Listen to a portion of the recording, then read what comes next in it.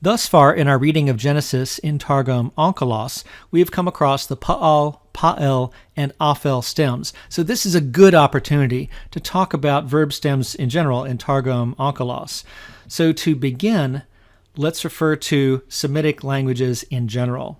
It appears that there are 10 basic roles that stems can fulfill in Semitic verbal systems.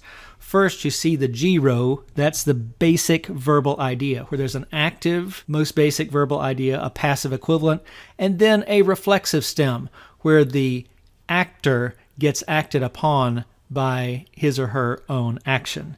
Then there's a D stem row, where there's a doubled middle radical, and then a C stem row, where the subject is causing an action rather than doing an action. And then by itself, you see in the upper right, an N stem, which handles mediopassive reflexive. Now that having been said, in biblical Hebrew, we became familiar with this arrangement with these stems. Two of the stems are underrealized, the calpassive and the hishtafel, leaving us the 7 major stems of biblical Hebrew. Notably, there's no TG stem. There's no native reflexive stem for the kal verbal idea.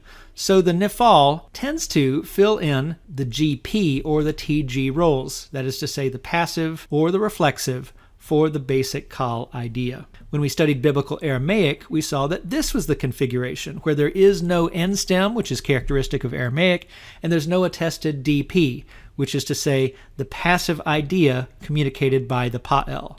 So the question is, what do we see in the Aramaic of Targum Onkelos, Jewish literary Aramaic? That is the subject of our next video.